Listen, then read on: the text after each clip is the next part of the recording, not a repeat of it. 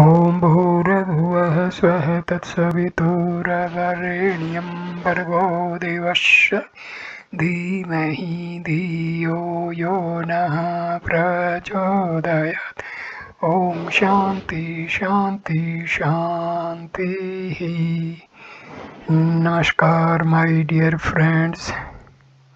This is video number 2 on Isha Upanishad. This video starts with invocation. Om. That is full, this is full, this fullness has been projected from that fullness. When this fullness merges in that fullness, all that remains is fullness. Om, peace, peace, peace. That pure consciousness or the attributeless Brahma, full, perfect, this Hiranyagarbha, the first manifestation of pure Brahma in the relative universe, characterized by a name and a form. It is the world soul, the totality of all individual souls. The word this in the text also means the manifest universe, which, like pure consciousness, is perfect, names and forms being Maya, projected. On account of Maya or the incomprehensible power of Brahma, this projection or creation is like that of a mirage in a desert, or like that of the snake which a man sees through illusion in a rope. This projection does not effect any change whatsoever in Brahma, as the illusory snake does not alter the real nature of the rope or the mirage, the real nature of the desert. Merges, that is to say, when by means of knowledge the universe is realized as Brahma, all that, etc. It is because the Supreme Brahma is the only reality. The idea of phenomenal universe is falsely superimposed upon it. Isha Upanishad. All this, whatever exists in this changing universe, should be covered by the Lord. Protect the self by renunciation. Lust not after any man's wealth. All this, that is to say, the universe consisting of ever-changing names and forms held together by the law of causation, should be, etc. This universe, from the standpoint of absolute reality, is nothing but the Lord. That it is perceived as a material entity is due to ignorance. One should view the universe through the knowledge of non-duality as Atma alone, Lord. He who is the Supreme Lord and the inmost self of all, he is Brahma and identical with the Atma. Protect, that is to say, liberate the self from the grief, delusion, and other evil traits of samsara in which it has been entangled on account of ignorance. To be attached to matter amounts to killing the self. Renunciation. The scripture prescribes the discipline of renunciation of the longing for of suffering, wealth, and the heavenly worlds for him alone who devotes himself entirely to contemplation of the self as the Lord. Such an aspirant has no further need of worldly duties. It is renunciation that leads to the knowledge of the self and protects its immutability, eternity, and immortality. Lust not, etc. That is to say, a sannyasi who has renounced all desires should not be attached to what he has or long for the propriety of someone else. Or the sentence may mean that a sannyasi should not cover wealth at all, for where is the real wealth in the transitory world? that he should desire. The illumined person renounces the illusory names and forms because he regards the whole universe as Atma alone. He does not long for what is unreal. When the truth is known, the universe is realized as Atma, the spirit that dwells in all hearts. The diversity of names and forms, changes, actions, and the rest are superimposed upon Atma through ignorance. These are extraneous to it and unreal. Day and night, the seeker after truth meditates thus. The Supreme Lord alone dwells in all beings as Atma. This universe, though ultimately unreal, appears to be real because Brahma alone is its ground. Since Brahma is my inmost self, the universe has its root in the self. It cannot exist independent of Atma. The seeker of self-knowledge contemplates the world in this way and covers it by the unitive knowledge. Sankara gives the illustration of sandalwood. Sandalwood is Sandalwood is fragrant by nature, but when kept in water for a long time, it gives out a bad odor, which, however, is not inherent in it.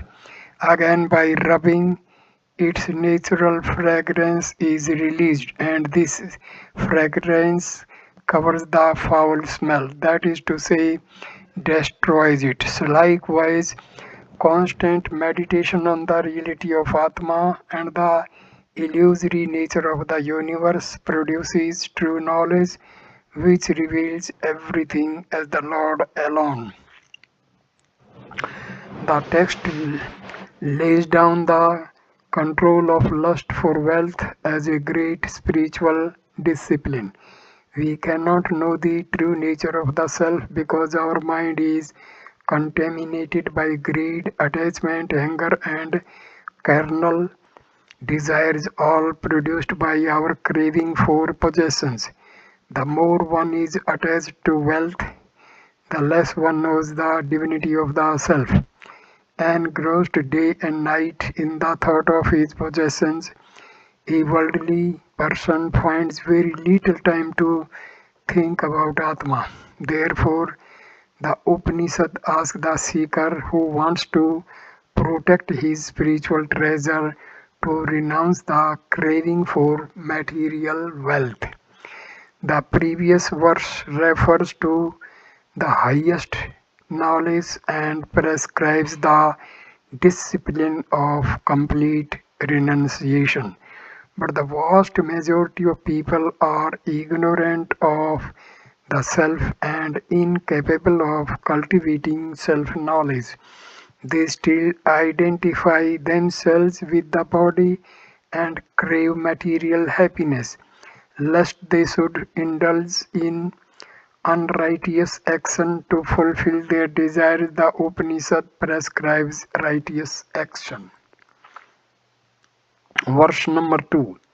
If a man wishes to live 100 years on this earth, he should live performing action. For you who cherish such a desire and regard yourself as a man, there is no other way by which you can keep work from clinging to you. 100 years. According to Vedic tradition, the span of life allotted to a man is 100 years. Action, that is to say, the daily devotions and other duties prescribed by the scriptures. As a man, one who is identified with his body and conscious of his human duties and responsibilities, there is etc. By the performance of righteous duties, one can avoid unrighteous action. Furthermore, righteous work purifies the heart, creates the desire for self-knowledge and endows the seeker with power to practice the spiritual discipline which leads to such knowledge work. It means unrighteous work. A person attached to his human body and desirous of enjoying on earth his full span of life should devote himself to religious duties and other unselfish actions. If not, he will engage in evil actions. It is clear that this verse does not apply to the illumined person who is not attached to material things and is indifferent about the length of his life. According to Sankara, the discipline of self-knowledge and the way of worldly enjoyment are totally incompatible. A sannyasi seeking self-knowledge is different to both life and death. The life unillumined by self-knowledge is condemned.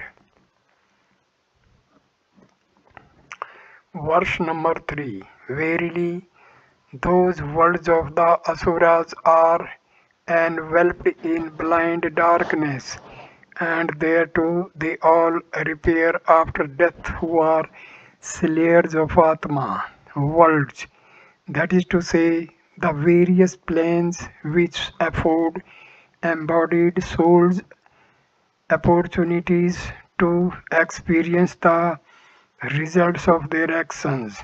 Asuras,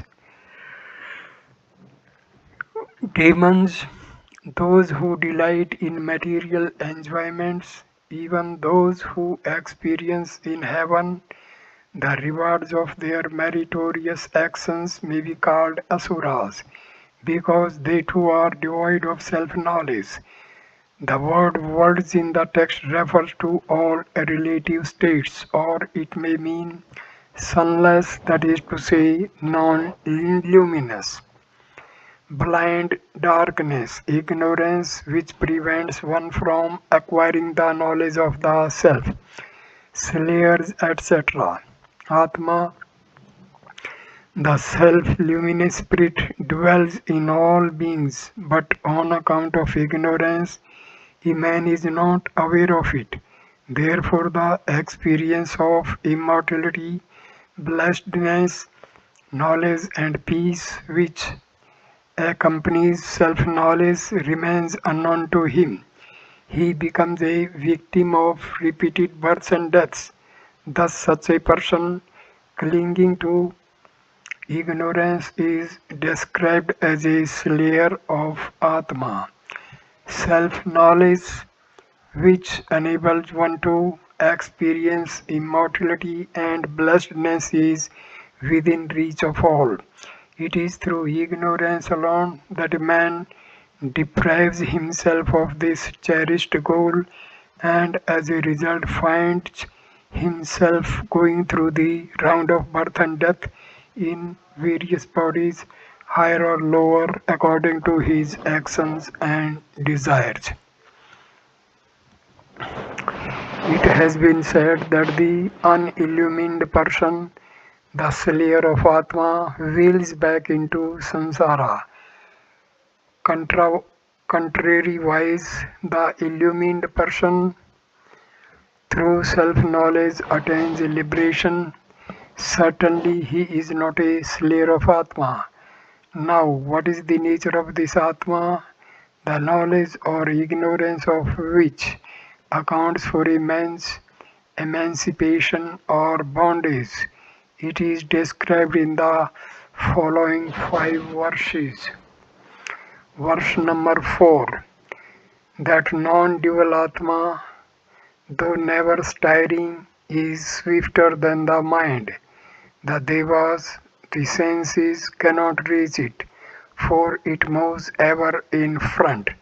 Though standing still, it overtakes others who are running. Because of Atma, Vayu, the world soul, apportions the activities of all.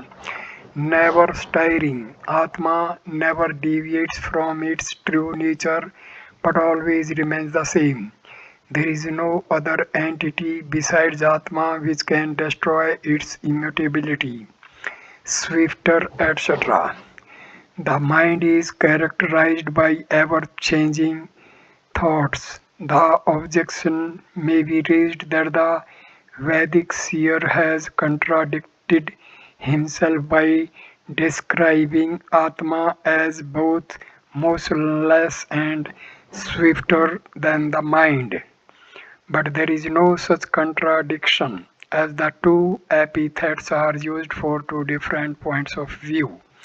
Atma, when free from upadhis, that is to say, in its true nature, is certainly motionless and actionless, but movement is attributed to Atma on account of its association through ignorance with such upadhis as the mind and the senses. It is well known that the mind, though encased in a body, can travel in the twinkling of an eye and by its mere will to such a distant place as the farthest heaven. But behold, what does the mind find on reaching its destination? It finds the self or Atma already there. The drift of the text is that before one is conscious of any object, one must be conscious of oneself.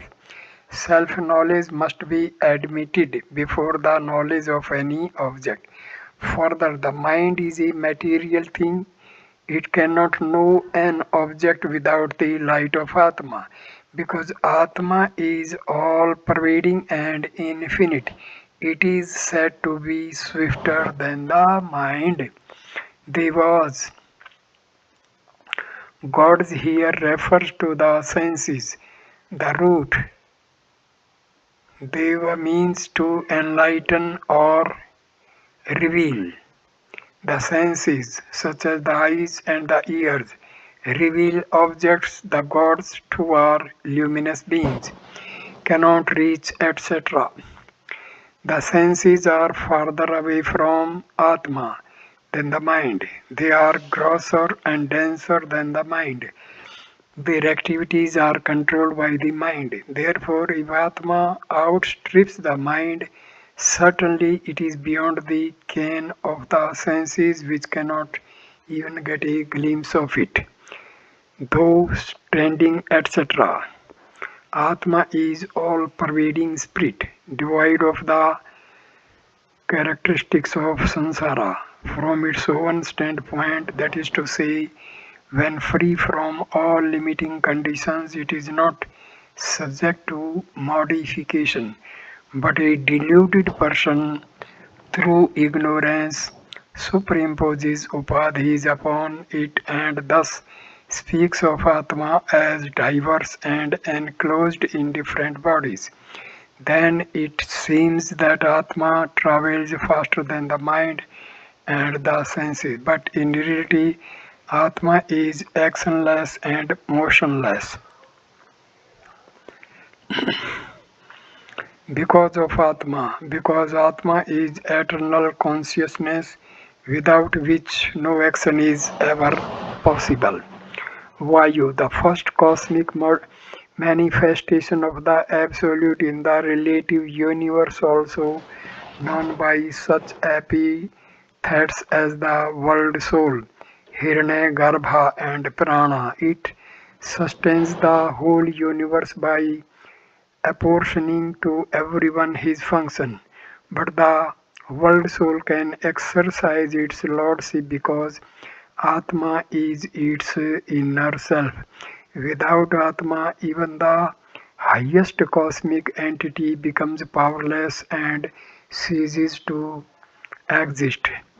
Apportions, etc. That fire burns, that the cloud gives rain and the sunlight, and that the other powers of nature perform their respective functions is due to Atma. That is why there is no confusion in the universe. The meaning is that all the activities of the universe following the laws of cause and effect are possible because the eternally conscious Atma exists as the inmost essence and ultimate reality of all. The word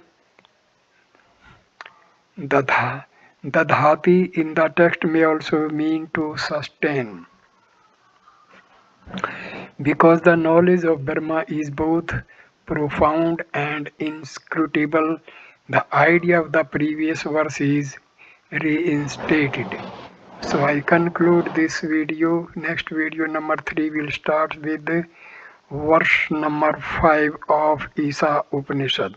Thank you for watching this video. Please like, comment and share the video and subscribe the channel. Thanks a lot. Namaskar my dear friends.